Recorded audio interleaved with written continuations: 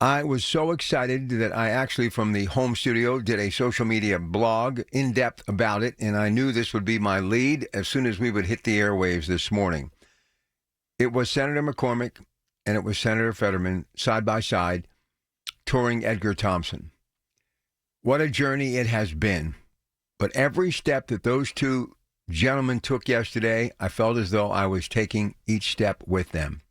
Because it's a giant step into the future of the steel industry, forging a brighter future, not just for our region, but this country and the world.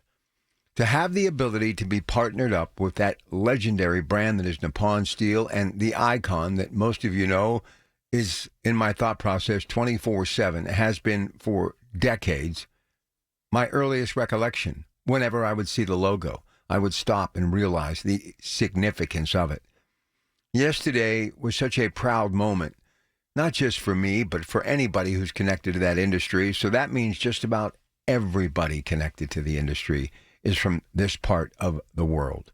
There isn't a single person listening to me right now or watching this stream live at kdkradio.com or on our YouTube page that isn't connected, if you're from this region, to the steel industry.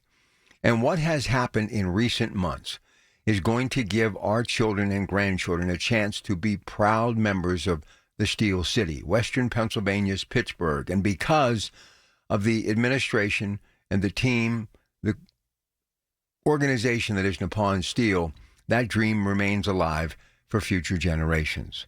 It literally was an emotional scene for me when I was following that story in the PG yesterday as it unfolded.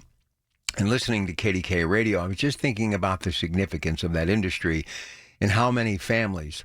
And I follow the United States Steel Corporation now. They're partnered in Nippon Steel on their social media platforms. And I've been watching these really incredible speeches from people wearing their orange hard hat, talking about their journey with U.S. Steel. And recently I heard from a gentleman who for 4 decades plus has been working with U.S. Steel. And he said he wanted to stay to see this deal get to the finish line.